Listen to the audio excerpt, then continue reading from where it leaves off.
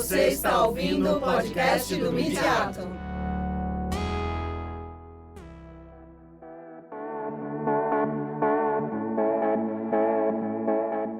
Olá, eu sou o Thiago Venanzoni e você está ouvindo o Midiato Memória, um podcast desenvolvido pelo Midiato, grupo de estudo de linguagem e práticas midiáticas, sediado na Escola de Comunicações e Artes da Universidade de São Paulo e coordenado pelas professoras doutoras Rosana de Lima Soares e Mayra Rodrigues Gomes. Em seus mais de 10 anos de existência, o grupo promoveu diferentes eventos com pesquisadores do Brasil e do mundo, sempre enfatizando algum tema nas áreas da comunicação, da linguagem ou das mídias. Neste podcast apresentamos uma seleção de algumas dessas comunicações, com destaque, nesse primeiro momento, aos conceitos abordados. Neste 7º episódio, você ouvirá a comunicação de Cíntia Lisenberg, que é professora do Centro de Linguagem e Comunicação da PUC Campinas, doutora pelo Programa de Pós-Graduação em Ciências da Comunicação pela ECA-USP, mestra em Ciências da Comunicação pelo Departamento de Jornalismo, também da ECA-USP, especialista em Comunicação e Marketing pela Fundação Casper Libero e integrante do Grupo Midiato.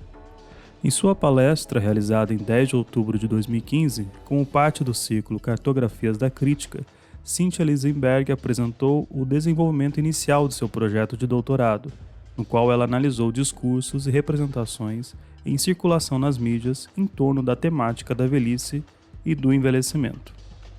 Em sua fala inicial, Cíntia Lisenberg expôs como surgiu seu interesse em trabalhar com o tema do envelhecimento e sua percepção de que há uma maior visibilidade do tema em discursos midiáticos recentes. E aí, por que o interesse do tema, pelo tema, de onde veio? Tem várias motivações, mas assim, interesses principais que têm a ver com o desenvolvimento do trabalho, porque é os de fragmentos da velhice que a gente vai vendo aparecendo cada vez mais visíveis, né, no dia a dia.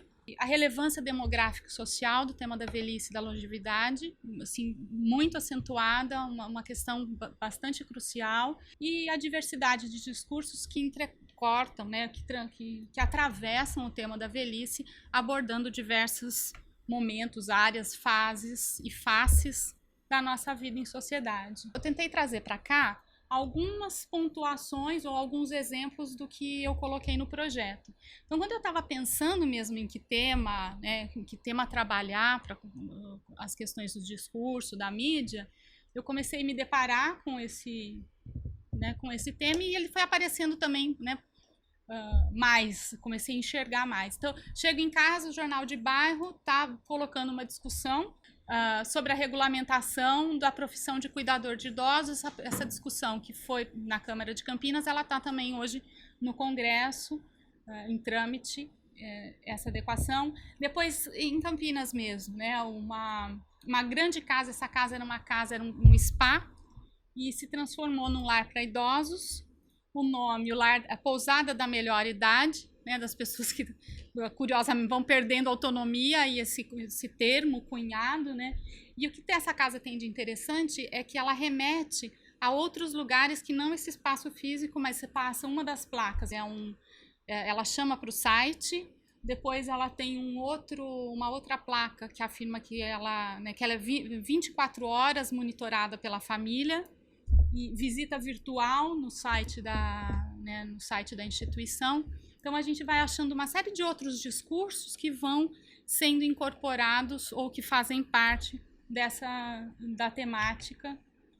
E aí, no dia seguinte desse jornal que foi entregue no bairro, um jornal de bairro, a TV Cultura estava expondo, estava apresentando no Café Filosófico o tema justamente da Revolução da Longevidade pelo Alexandre Kalash, que é um médico que foi representante da ONU e hoje é presidente de um instituto que tem representantes no mundo inteiro, bastante atuante, e foi assim bastante interessante. E esse ano esse mesmo programa se repetiu recentemente, e é um módulo todo falando sobre o envelhecimento, né, envelhecimento ativo, a bela velhice, uma série de termos e expressões com pessoas que pesquisam o tema.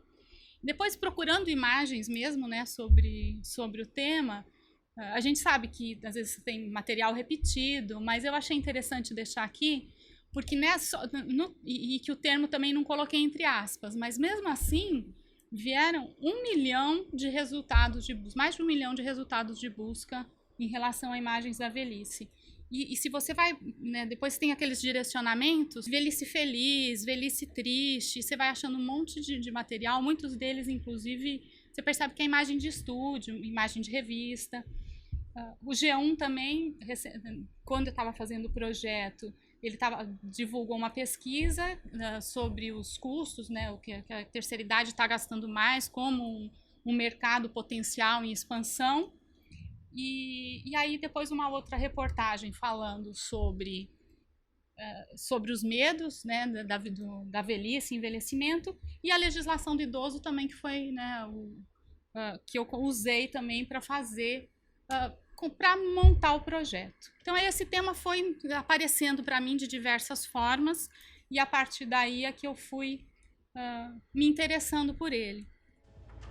A seguir, Cynthia Lisenberg comenta, acompanhando a leitura de gráficos, as transformações percebidas em torno da população idosa, como, por exemplo, seu aumento demográfico e mudança de perfil, e as relacionam com uma nova abordagem na representação da velhice e do envelhecimento na mídia, apresentando também os objetivos principais do seu projeto de doutorado.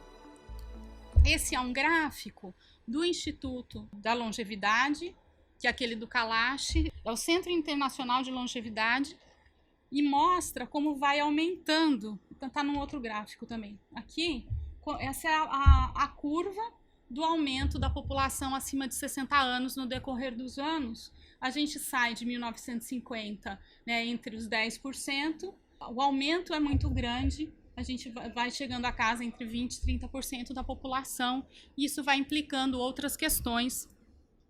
E aquele outro gráfico é um gráfico que apresenta a expectativa de vida da população, como vai se alterando e como vai aumentando, e a gente chega a ter uma expectativa de vida lá perto dos 80 anos, num número bastante grande da população, que né, há algum tempo atrás isso não...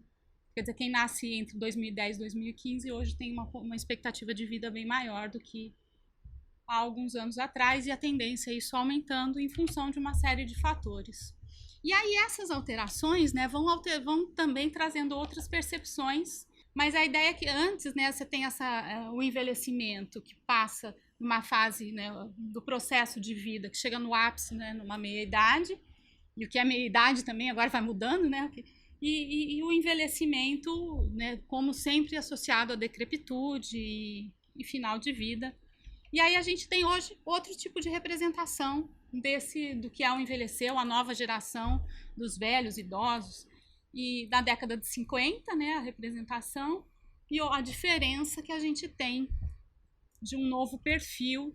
E tudo isso vai causando, né, transformações na sociedade, inclusive no curso de vida das pessoas. Então, se um curso de vida antes, aqui eles fazem uma divisão para homens e para mulheres, mas assim, um curso de vida de aprendizado, trabalho, cuidado, esse aqui é do homem, então o trabalho e o cuidado, a dimensão do cuidado de filho ou das pessoas idosas, ele vai se alterando, e aí esse gráfico é interessante porque eles propõem no meio da vida, né, entre 40 e 50 anos, inclusive uma fase para você rever a sua vida, né, eles chamam de uma fase sabática, e que aí as pessoas estariam ali, né, uma visão do que é hoje, o futuro, e para repensar essa outra fase da vida que tem né, que tem uma nova visão no sentido de aprimoramento contínuo, no sentido da aposentadoria, ela já não tem a mesma característica.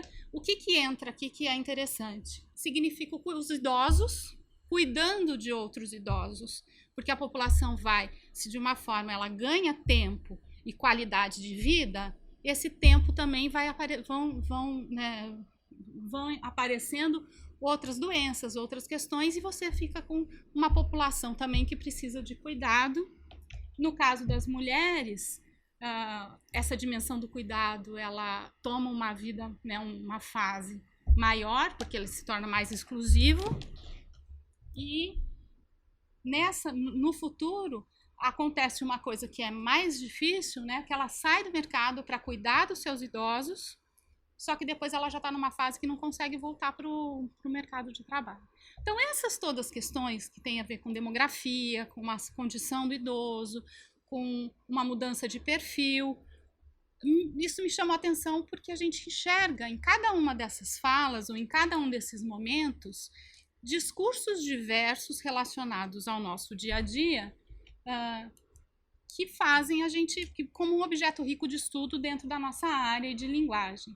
Então, a proposta do meu trabalho é um estudo dos discursos circulantes nas mídias hoje sobre esse tema, tendo a velhice como via de acesso para um maior entendimento do próprio tema, como essa nova visão, essa nova configuração da sociedade mais velha, mais idosa, tem aparecido nas mídias para poder, né, como a sociedade está lidando com isso a partir do que é divulgado na mídia, mas também o que eu defendo, e aqui no início, no projeto, eu estava defendendo como hipótese, mas depois dos estudos eu já estou achando que é mais um pressuposto do que uma hipótese, é que nos discursos sobre a velhice ajudam a gente a compreender mais os discursos da nossa época e lugar. Quando a gente está falando da velhice, do modo de ser da velhice, e desses processos relacionados a ela, a gente também está dizendo o que a gente pensa da nossa sociedade, das formas amplas, porque ela percorre a dimensão do ser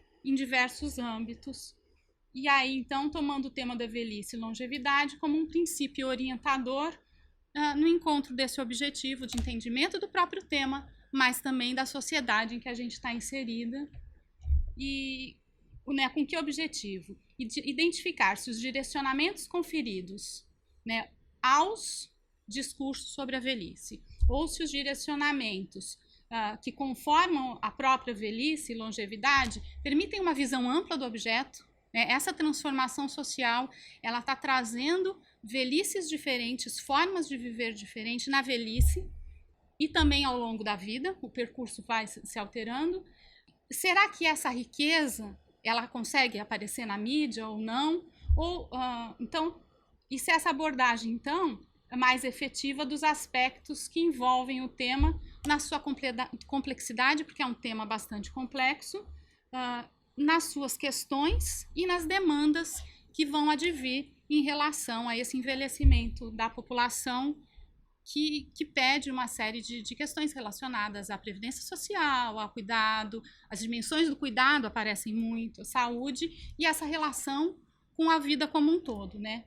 Com outras idades. Então, algumas questões que ficaram para mim no projeto, que eu monto no projeto. Quer dizer, que velhice a mídia está nos apresentando, ou que velhices ela está nos apresentando, suportadas por quais discursos sociais, que práticas elas validam em termos de enfrentamento da temática? Seria uma visão na mesma amplitude do que das variadas formas dessa experiência? Que discursos fazem emergir sobre as relações e modos de vida do homem contemporâneo? E que enquadramentos elas configuram? São algumas das questões que estão aí no projeto. Cíntia Linsenberg comenta em seguida o perfil de alguns veículos de comunicação selecionados para análise e montagem do seu corpus de pesquisa, considerando a representação na velhice em cada um.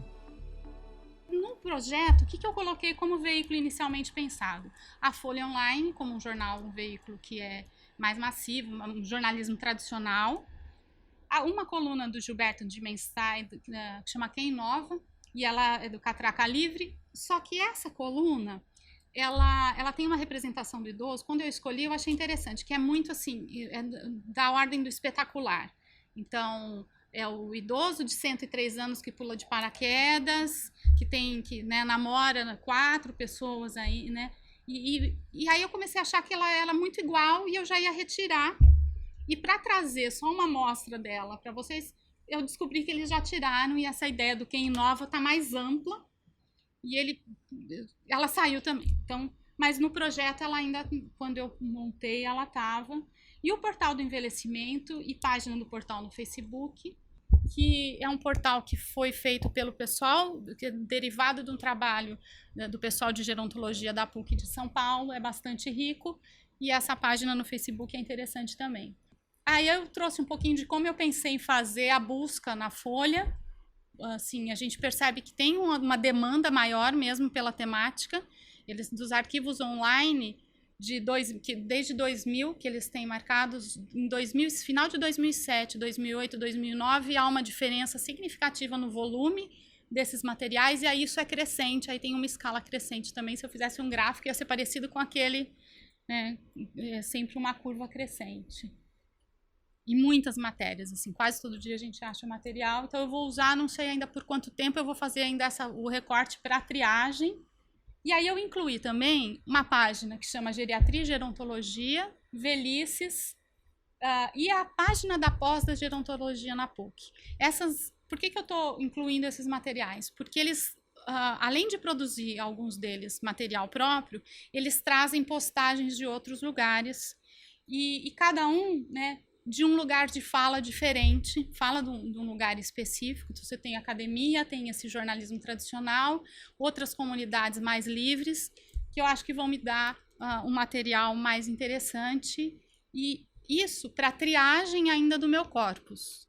Então, aí eu tenho um pouquinho das páginas desses veículos, né, a Geriatria e Gerontologia, que tem se ampliado também, números de seguidores. Essa de março para cá aumentou, né, tinha 4 mil seguidores, mais ou menos, agora está com 9 mil, Velhices um pouquinho mais, e Gerontologia da PUC, que é bastante interessante. Mas o que eu estou percebendo? Antes, né, eu estava pensando que iam surgir lugares de fala do próprio texto, né, nos textos você busca também os lugares de fala que aparecem a partir do material que a gente analisa. Mas o que se observa é que nessas mídias hoje, a gente consegue ver o lugar de fala produzindo material mesmo, e isso vai ser uma outra variável que eu estou pensando em apresentar como um locus de levantamento de discursos, né? Algumas outras observações preliminares, né? Uma ocorrência de reduplicação de conteúdos nas páginas, e então eu acho que isso também vai acabar conformando o meu corpus e a minha triagem, mas que são lugares que vêm de outros ainda, né, diferentes desses que eu estou pesquisando. Dinâmica do suporte de pesquisa.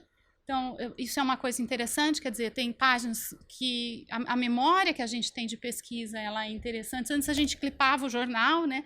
Agora a gente tem um material muito rico disponível na internet, mas também um material que some, desaparece, e o cuidado que a gente tem que ter com isso, se a gente vai analisar como sumiu aquela página, que era uma ideia, sorte a minha, que era uma que eu já não ia mais utilizar, mas pode ser que é algo que você esteja utilizando, né? Uma coisa que está muito marcada ainda, versões estereotipadas do idoso em concorrência com outras abordagens. Qual que era a minha ideia quando eu comecei a estudar? Eu acho, né, uma das hipóteses é que, apesar de estarem se ampliando as matérias, os materiais sobre o tema nas mídias, que ela talvez não seja correlata à abrangência de enfoques que o tema permite, que é extremamente amplo, que tem a ver com a diversidade humana e as formas da diversidade humana de ser e estar no mundo. E a minha ideia primeira é que isso ia ser muito restrito. E em alguns lugares, isso, como foi, por exemplo, a coluna do Gilberto de Menstein, que tinha esse caso do excepcional, né? O idoso que vai além. E essa coluna ela não corrobora as estatísticas em relação à situação do idoso. Então tem um lugar do excepcional e um outro lugar que é marcado, que é o idoso doente, que é aquele que precisa de cuidado, aquele que é passível de atribuição de culpa ao outro com o qual ele convive. Então você tem que cuidar, porque ele cuidou de você. Esse tipo de discurso aparece muito. E eu achei que ele ia ser muito assim polarizado. Era uma ideia inicial e uma hipótese do trabalho. O que está acontecendo de interessante? Em alguns lugares isso se conforma, um jornalismo mais tradicional. Mas as mídias digitais vão permitindo, com outros atores aparecendo como produtores de discurso, e aí novas formas de viver a velhice que são bastante interessantes. Isso ainda é uma versão preliminar, né? Assim, é uma ideia que eu ainda não trabalhei muito, mas isso já está para ver que a gente tem uma variedade de temas aparecendo. A seguir, Cynthia Lindeberg encerra sua comunicação apresentando diferentes perspectivas sobre a velhice, extraídas de estudos voltados a essa temática e examinando as construções discursivas que aparecem nos materiais analisados. Os estudos da área mesmo de velhice, eles têm várias linhas de estudo da área, mas os estudos mais modernos enxergam o envelhecimento sobre duas perspectivas que são complementares. Uma do lifespan, que é o curso de vida, né, em contraponto a uma ideia de estágio de vida anterior da psicologia, e a ideia do envelhecimento ativo. O paradigma do lifespan é uma noção... Esses termos também são interessantes, né? Eles são, por exemplo, ele parte de uma noção de velhice bem-sucedida e envelhecimento ativo. Essas coisas, esses aspectos também eu acho que vão acabar entrando na análise de uma outra forma, porque eles também significam. Mas a velhice bem-sucedida pelo paradigma do lifespan é resultado do curso de vida, de um processo adaptativo de seleção, otimização e compensação. E quanto mais você conseguir, né, a pessoa conseguir no curso da vida, chegar né, nas fases de uma velhice maior, conseguir estar dentro desse processo, mais ele consegue ter uma qualidade de vida nessa fase. E a noção de envelhecimento ativo propõe que as demandas das diferentes fases e momentos da vida possam ser pensadas de maneira que o idoso consiga participar mais da vida social, mesmo em uma situação em que ele tenha mais debilitado, e a ideia é essa. E define uma série de determinantes que contribuirão, né, para esse momento, ou ser uma pessoa mais participativa. E aí, quando esses paradigmas aparecem, eles são complementares, são linhas que reforçam a noção que o envelhecimento é um aspecto crucial de atenção urgente, em função dessa dessa amplitude, né, demográfica, um processo complexo que pede um olhar de toda a sociedade, não apenas para essa fase de vida.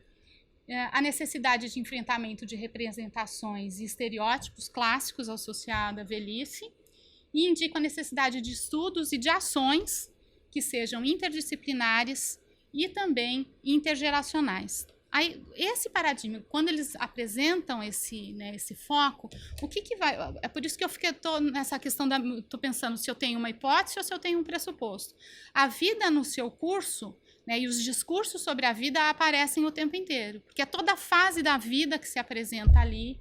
Isso eu não cheguei ainda na mídia, eu estou, né, procurando informações sobre o tema. E essas pesquisas contribuem para um melhor entendimento do objeto de estudo. Elas estão me ajudando a aprimorar, então, os métodos de seleção e também análise do corpus, como alguns exemplos. Então, por exemplo, quando eles apresentam esse material ou esses temas, eles já fazem, por exemplo, esse é o envelhecimento ativo. Eles já fazem sessões, né? Eles seccionam essas determinantes do envelhecimento ativo, que tem a ver com o ambiente, com o comportamento, com o desenvolvimento físico, tem determinantes sociais, econômicas e saúde. Esses aspectos eu posso, talvez, aplicar dentro da análise daquilo que é feito da mídia.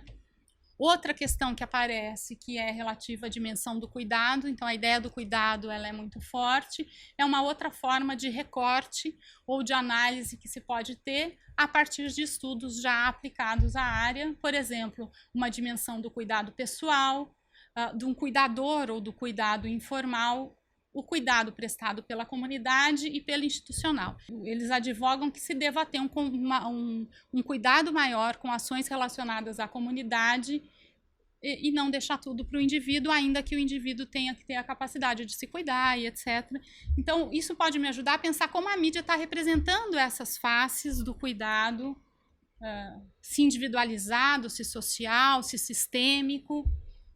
Eles apresentam alguns atores também importantes, né, como elementos adicionais, que é uma outra coisa que eu posso recortar, como a sociedade civil aparece, a própria mídia, o setor privado e a academia. E aí dentro daqueles materiais anteriores, né, a gente vê que a academia está aparecendo muito, está começando a se expor dentro dessas mídias, como é o caso da PUC de São Paulo, que é pioneira nesse trabalho. O setor privado começando em alguns momentos, quer dizer, dá para a gente pensar em alguns lugares de fala e pensar no que cada um desses lugares, qual o direcionamento do discurso em torno desses lugares. Se a gente pegar, por exemplo, o Bradesco como um ator privado, é um que está promovendo esse discurso por causa da sua linha da Bradesco Seguros, e tem propagandas a respeito, está patrocinando eventos importantes nessa área, e é uma outra forma da gente pensar esse respeito. E também dentro, né, desses outras, como entram as questões da saúde dentro desses lugares, a ideia de um aprendizado ao longo da vida, participação e segurança, seguridade. Então, o que está acontecendo? Esses materiais que eu estou estudando, eles estão me ajudando a pensar em variáveis para a análise do corpus. Eu acho que é isso. E eu estou nesse momento assim, de uma série de possibilidades de caminhos para fechar esse corpus do trabalho, tentando entender um pouco mais, por meio dos discursos da velhice, os discursos da nossa época, tempo e lugar. Este foi o 7º episódio do Midiato Memória. Se quiser se inteirar mais sobre o conteúdo exposto, incluímos na descrição do podcast as referências bibliográficas e webgráficas mencionadas neste episódio.